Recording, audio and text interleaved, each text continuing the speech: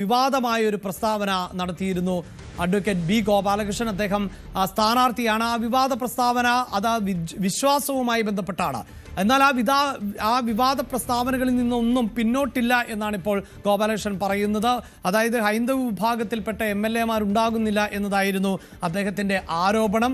അത്തരം ആരോപണങ്ങളിൽ തെരഞ്ഞെടുപ്പ് കമ്മീഷന് മുന്നിൽ പരാതി എത്തുകയും ചെയ്ത സാഹചര്യമുണ്ട്. എന്നാൽ ഈ പ്രസ്താവനയിൽ എന്ത് നടപടിയെടുത്താലും അതിൽ പിന്നോട്ടില്ല. ഗുരുവായൂരിലെ BJP സ്ഥാനാർത്ഥി ന്യൂസ് 18നോടാണ് ഇക്കാര്യം സൂചിപ്പിച്ചത്.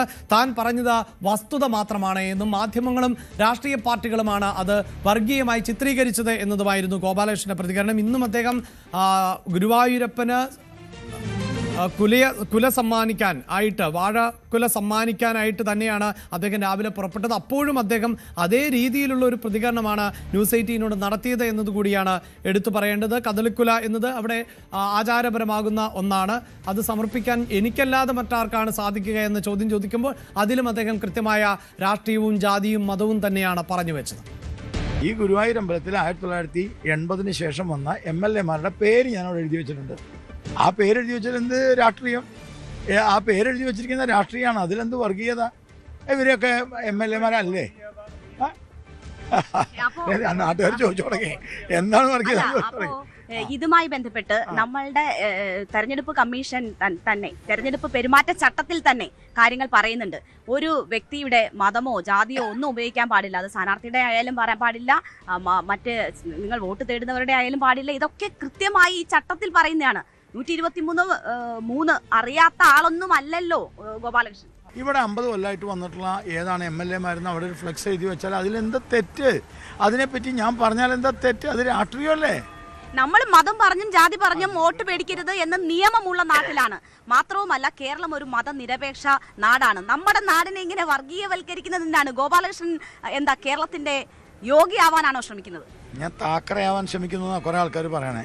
ഇതിലെ ഇതിനകത്ത് മതമില്ലെന്നേ. ആ ഫ്ലെക്സ് ബോർഡിൽ എവിടെയാ മതം?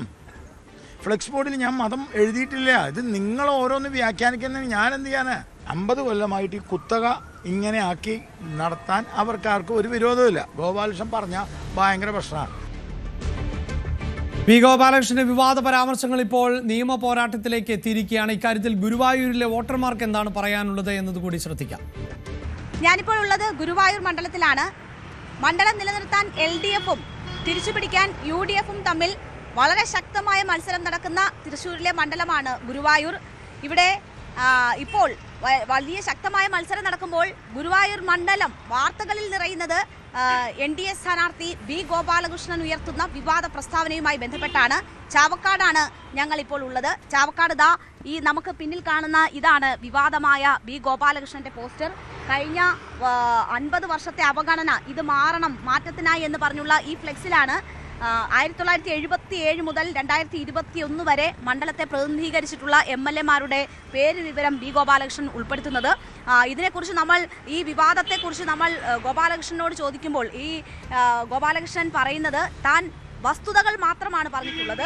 ആ വസ്തുത പറയുന്നതിൽ ഒരു തെറ്റുമില്ല. എന്ത് നടപടി ഉണ്ടായാലും അതിൽ നിന്ന് പിന്നോട്ടില്ല എന്നതാണ് ബി ഗോപാലകൃഷ്ണൻ ചൂണ്ടിക്കാട്ടുന്നത്. അതേസമയം ഇതിനെ ഒരു പ്രചരണ ആയുധമാക്കുന്നുണ്ട് മറ്റ് മുന്നണികൾ എന്നത് നമുക്ക് കാണാം. വർഗീയതയ്ക്ക് കേരളത്തിൽ സ്ഥാനമില്ല എന്നത് അവർ ചൂണ്ടിക്കാട്ടുന്നു. മാത്രവുമല്ല ഇപ്പോൾ ആളുകൾ ചോദിക്കുന്നത് ഗ്യാസ് എവിടെയാണ് എന്ന കാര്യങ്ങളൊക്കെ സ്ഥാനാർത്ഥികൾ ചൂണ്ടിക്കാട്ടുന്ന ഒരു സാഹചര്യമുണ്ട്. എന്തായാലും ഇതുൾപ്പെടെയുള്ള വിഷയങ്ങൾ മണ്ഡലത്തിൽ ചർച്ചയാണോ? എന്താണ് മണ്ഡലം ചിന്തിക്കുന്നത്? നമുക്ക് ചാവക്കാട് ആണ് ഈ പോസ്റ്റർ ഒട്ടിച്ചിരിക്കുന്നത്. ഇവിടുത്തെ തന്നെ ജനങ്ങളോട് ചോദിക്കാം. ഗുരുവായൂർ മണ്ഡലത്തിലെ ജനങ്ങളോട് നമുക്ക് ഈ വർഗീയത ഈ രീതിയിൽ ചർച്ചയാകുന്നതിനെ അവരെങ്ങനെ കാണുന്നു എന്നത് അവരോട് തന്നെ ചോദിച്ചറിയാം. ഗുരുവായൂരുകാരനാണോ? ഇവിടുത്തുകാരനാണ്. വോട്ടുണ്ട്.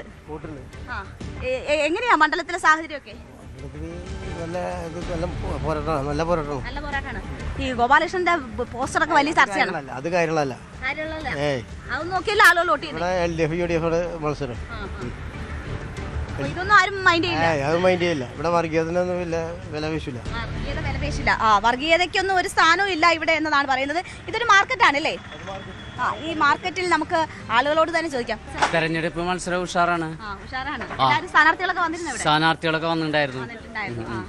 ഈ പോസ്റ്ററൊക്കെ വലിയ ചർച്ചയാണല്ലോ. പോസ്റ്റർ വന്നത് വളരെ മോശമായി. നിങ്ങൾക്ക് നാണക്കേടായോ? നാണക്കേടായി. ഇങ്ങനൊരു ഇത് വരാൻ പാടില്ലായിരുന്നു. കുഴപ്പമില്ല, ജനങ്ങളല്ല തീരുമാനിക്കുക. ഇനി ഇലക്ഷൻ്റെ വോട്ടില്ലേ അവരെന്ത് ചെയ്തിരിക്കും. ഇതൊന്നും നോക്കി ആയിരിക്കില്ല ജനങ്ങൾ വോട്ട് ചെയ്യുന്നത് അല്ലേ? അതെ അതെ അതെ. ജനങ്ങൾക്ക് അതിൻ്റെതായ ഒരു ഇതുണ്ടല്ലോ, ആർക്ക് വോട്ട് ചെയ്യേണ്ടതെന്നില്ല. അത് അവര് തീരുമാനിക്കും ആർക്ക് വോട്ട് ചെയ്യേണ്ടതെന്ന്. ഓക്കെ. ഗുരുവായൂരൻ വോട്ടുണ്ടോ ഇവിടെ? ഇതൊക്കെ ചർച്ചയാണോ? ചർച്ച ചെയ്യണമല്ലോ. ചർച്ച ചെയ്യണം. ചെയ്യണമെന്ന് വെച്ച് കഴിഞ്ഞാൽ ഒരു മാറ്റം വരണം. ആണോ? മാറ്റം വരണം എന്നുള്ള തീരുമാനമാണ്. സ്ഥാനാർത്ഥികളെല്ലാം വന്നിരുന്നോ? ആ സ്ഥാനത്തിലൊക്കെ വന്നു. ഈ നിലയിൽ മാറ്റം വരണമെന്ന് നിങ്ങൾ ആഗ്രഹിക്കുന്നുണ്ട്. എന്തായാലും ആളുകൾ ഒരുമിച്ച് സന്തോഷത്തോടെ പോകുന്ന ഇടമല്ലേ ഇതൊക്കെ? അതങ്ങനെ തന്നെയാണ്. ചേഞ്ച് വരില്ല എപ്പോഴും. ഉണ്ടോ? എന്താ ഇവിടുത്തെ എങ്ങനെയാ ഇവിടുത്തെ സാധ്യതകളെ കാണുന്നത്? എല്ലാരും ജയിക്കും വിചാരിക്കണം.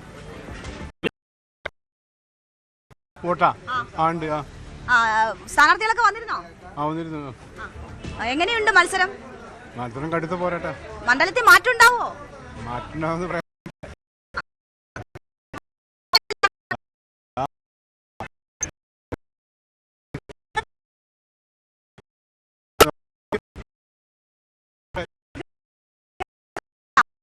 ആൾക്കാരാന്ന് പറയാ.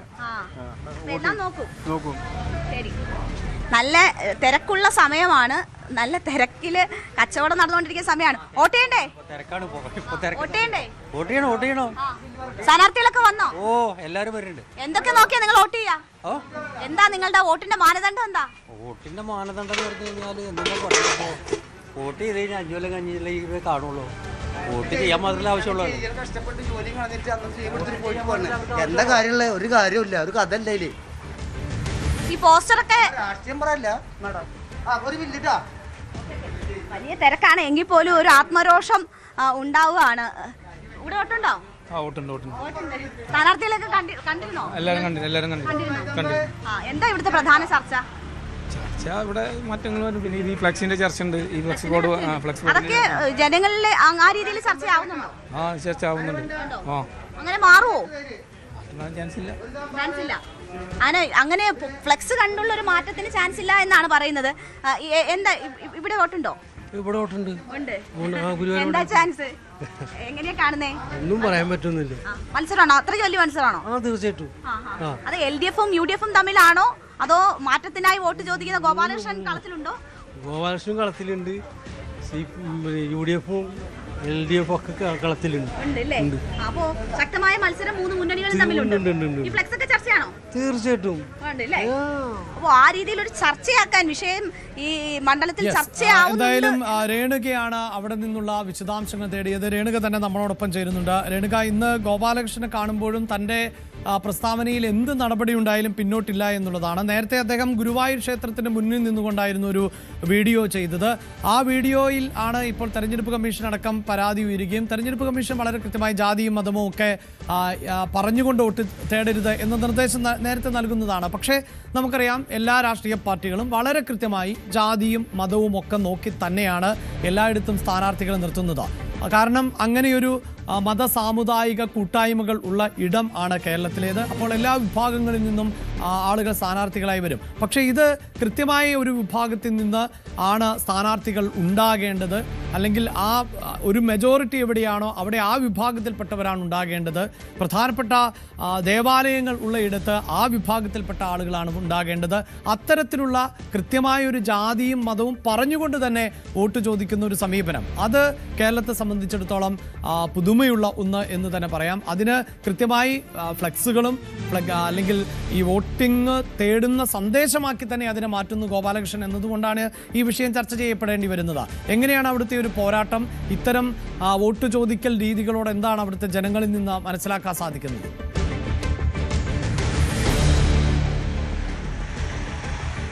അഭിലാഷ്, ശക്തമായ മത്സരം നടക്കുന്ന മണ്ഡലമാണ് ഗുരുവായൂർ. ആ മത്സരം എന്ന് പറയുന്നത് LDFും UDFും തമ്മിലാണ് ഗുരുവായൂരിൽ നടക്കുന്നത്. മണ്ഡലം നിലനിർത്താൻ LDFും തിരിച്ചുപിടിക്കാൻ UDFും തമ്മിൽ ശക്തമായ മത്സരം നടക്കുന്നു. NK അക്ബർ വലിയ പ്രതീക്ഷയിൽ തന്നെയാണ് ഉള്ളത്. ഒപ്പം തന്നെ CH റഷീദ്, അദ്ദേഹവും പ്രചരണ രംഗത്ത് വളരെ സജീവമാണ്. അപ്പോൾ ഇത്തവണ മണ്ഡലം തിരിച്ചുപിടിക്കാനാകുമെന്ന പ്രതീക്ഷയൊക്കെ UDF പങ്കുവെക്കുന്ന ഒരു സാഹചര്യം കൂടിയുണ്ട്. അവിടെയാണ് ഈ ഗുരുവായൂർ മണ്ഡലത്തിന്റെ മത്സരം എന്ന് പറയുന്നത് വി ഗോപാലകൃഷ്ണൻ എന്ന NDA സ്ഥാനാർത്ഥി ഉയർത്തുന്ന വിവാദ പ്രസ്താവനകളിൽ സംസ്ഥാനം ഒട്ടുക്ക് ശ്രദ്ധേയമാകുന്ന ഒരു സാഹചര്യം ഉണ്ടാകുന്നത്. വി ഗോപാലകൃഷ്ണൻ ശ്രദ്ധ കിട്ടാൻ വേണ്ടി ഇത്തരം വിവാദ പ്രസ്താവനകൾ നടത്തുകയാണോ എന്ന തരത്തിലുള്ള വിമർശനങ്ങളൊക്കെ ഒരു ഭാഗത്തു നിന്നുമുണ്ട്. എന്തായാലും വലിയ ചർച്ചയാണ് ഗുരുവായൂർ മണ്ഡലത്തിലും ഒപ്പം തന്നെ സംസ്ഥാനത്തും വി ഗോപാലകൃഷ്ണൻ ഉയർത്തുന്ന ഇത്തരം വിവാദ പ്രസ്താവനകൾ. നമുക്കറിയാം ഹിന്ദു MLA പരാമർശം അത് കേസ് ഉൾപ്പെടെ നേരിട്ടുകൊണ്ടിരിക്കുന്ന സാഹചര്യത്തിലും ഒരു തരത്തിലും പിന്നോട്ടില്ല ഗോപാലകൃഷ്ണൻ എന്നാണ് സൂചിപ്പിക്കുന്നത്. ചാവക്കാട് നമ്മൾ ഇപ്പോൾ ദൃശ്യങ്ങളിൽ കാണുന്നത് പോലെ വലിയൊരു ഫ്ലെക്സ് ആണ് വി ഗോപാലകൃഷ്ണന്റേതായി വരുന്നത്. അവിടെ ഈ 77 മുതൽ 21 വരെ ഗുരുവായൂരിനെ പ്രതിനിധീകരിച്ച MLA-മാരുടെ പേരുകൾ എഴുതി വെച്ചിരിക്കുന്നു. ഈ അനീതി മാറേണ്ടേ എന്നൊരു ചോദ്യമാണ് ഗോപാലകൃഷ്ണൻ ചോദിക്കുന്നത്. ഇതിനെക്കുറിച്ച് ഗോപാലകൃഷ്ണനോട് ചോദിക്കുമ്പോൾ ഞാൻ മതം പറഞ്ഞില്ലല്ലോ, ഞാനൊരു വസ്തുതയല്ലേ പറഞ്ഞതെന്ന് ഗോപാലകൃഷ്ണൻ പറയുന്നത്. പക്ഷേ എന്താണ് പറയുന്നതെന്നത് അതിൽ നിന്ന് വളരെ വ്യക്തമാണ്. അപ്പോൾ ഗുരുവായൂർ എന്ന ക്ഷേത്രം നിലനിൽക്കുന്നിടത്ത് അവിടെ എനിക്ക് മാത്രമേ കുലയുമായ ക്ഷേത്രത്തിൽ പോകാൻ പറ്റുള്ളൂ, എനിക്ക് മാത്രമല്ലേ പറ്റുള്ളൂ എന്ന് പറയുമ്പോൾ ഓരോ വാക്കിലും വാചകത്തിലും ഗോപാലകൃഷ്ണൻ സൂചിപ്പിക്കാൻ നൽകുന്ന സന്ദേശം എന്ന് പറയുന്നത് ഈ മതമാണ്. അതിനെക്കുറിച്ച് ചോദിച്ചു. ഈ വിവാദം മതനിരപേക്ഷ കേരളത്തിന് ഉതകുന്നതാണോ തുടങ്ങിയ ചോദ്യങ്ങൾ നമ്മൾ ചോദിക്കുമ്പോൾ ഇനി എന്ത് നടപടി ഉണ്ടായാലും ജനപ്രാതിനിധ്യ നിയമത്തിൽ പറഞ്ഞിട്ടുള്ള കാര്യങ്ങളല്ലേ, അതിന് വിരുദ്ധമല്ലേ ഈ പറയുന്നതെന്ന് നോക്കുമ്പോൾ എന്ത് നടപടി ഉണ്ടായാലും എന്നെ ഡീബാർ ചെയ്യുമായിരിക്കും കൂടിപ്പോയാൽ. ഇനിയിപ്പോൾ എന്ത് നടപടി ഉണ്ടായാലും താൻ ഒരു ഇഞ്ച് പോലും ഇതിൽ നിന്ന് പിന്നോട്ടില്ല എന്നതാണ് ഗോപാലകൃഷ്ണൻ പറയുന്നത്. അത് ഉറച്ച തീരുമാനമാണ് എന്ന് പറയുന്നു. ഈ അനീതി മാറണം എന്ന് ഗോപാലകൃഷ്ണൻ പറയുന്നു.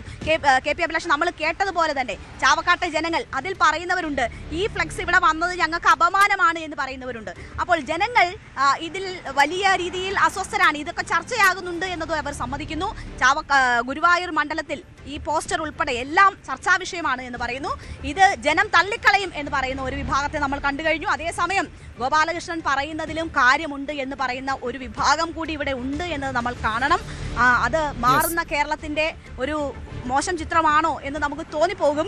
കാരണം ഇത് എന്താണ് ഇതിന് തെറ്റ് എന്ന് ചോദിക്കുന്നവരുണ്ട്. അമ്പലത്തിൽ തന്നെ നമ്മൾ റിയാക്ഷൻ ഗോപാലകൃഷ്ണൻ്റെത് തേടുമ്പോൾ കുറച്ച് ആളുകൾ വന്ന് നമ്മളെ വളയുന്നുണ്ട്, ഇതിലെന്താ തെറ്റ് എന്ന് പറഞ്ഞ് നമ്മളെ ചോദ്യം ചെയ്യുന്നുണ്ട്. അതേപോലെ തന്നെ നമ്മൾ ഇവിടെയും റിയാക്ഷൻ തേടുമ്പോൾ അത് കുഴപ്പമൊന്നുമില്ല, അതും പറയുന്നത് വസ്തുതയാണ്, എല്ലാവരും ഇതൊക്കെ തന്നെയാണ് ഇവിടെ പറഞ്ഞിട്ടുള്ളത് എന്ന് പറയുന്ന ഒരു വിഭാഗം ആളുകളുമുണ്ട്. എന്തായാലും വി ഗോപാലകൃഷ്ണൻ ഉയർത്തിയിട്ടുള്ള ഈ കാര്യങ്ങൾ വലിയ ചർച്ചയാണ്. നമുക്കറിയാം കഴിഞ്ഞ തവണ ഗുരുവായൂർ മണ്ഡലത്തിൽ NDAക്ക് ഒരു സ്ഥാനാർത്ഥി പോലും ഉണ്ടായിരുന്നില്ല. അവർക്ക് നാമനിർദ്ദേശ പത്രിക തള്ളിപ്പോകുന്ന ഒരു സാഹചര്യം ഉണ്ടായിരുന്നു. അക്കാര്യം ഞാൻ ഗോപാലകൃഷ്ണനോട് ചോദിച്ചു, നിങ്ങളുടെ സ്ഥാനാർത്ഥി പോലും ഇല്ലാത്തപ്പോൾ ജനങ്ങൾ ആർക്കാണ് വോട്ട് ചെയ്യേണ്ടതെന്ന് ചോദിച്ചു. അതിന് ഗോപാലകൃഷ്ണൻ ഉത്തരമില്ല. നാട്ടികയിലെ ഗീതാഗോപിയും മറ്റു മണ്ഡലങ്ങളിൽ മത്സരിക്കുന്നവരും ഗുരുവായൂരുകാരാണ്, എന്തുകൊണ്ടാണ് അവരെ ഇവിടെ മത്സരിപ്പിക്കാത്തതെന്നൊരു ചോദ്യം ഗോപാലകൃഷ്ണൻ ചോദിച്ചു.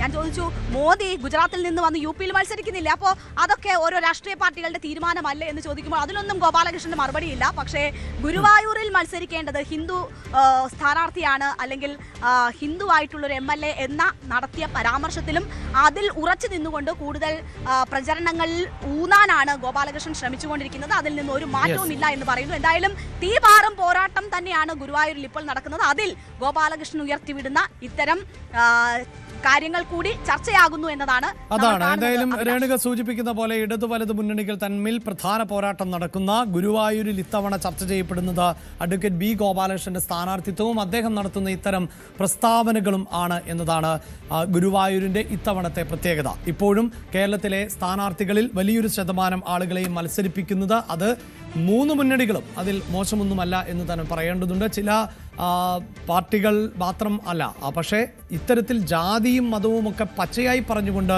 വോട്ട് ചോദിക്കുന്ന ഒരു സമീപനം അപ്പോഴും ആ രാഷ്ട്രീയ പാർട്ടികൾ സ്വീകരിക്കാറില്ല. പല മണ്ഡലങ്ങളിലെയും സ്ഥാനാർത്ഥികളുടെ ലിസ്റ്റ് അത് മൂന്ന് മുന്നണികളുടെയും പരിശോധിച്ചാൽ ജാതിയും മതവും ഒക്കെ കൃത്യമായി പരിഗണിച്ചുകൊണ്ട് തന്നെയാണ് മതമാണ് പ്രശ്നം എന്ന് പറയുന്ന സാമൂഹിക അവസ്ഥ ഇപ്പോഴും കേരളത്തിൽ ഉണ്ട്. അല്ലെങ്കിൽ അതിനെ കൂടുതൽ ഉയർത്തി കാണിക്കാൻ രാഷ്ട്രീയ പാർട്ടികൾ തയ്യാറാകുന്നുവെങ്കിൽ അതിൻ്റെ അപകട സാധ്യതയാണ് നമ്മൾ ചർച്ച ചെയ്തു പോകുന്നത്.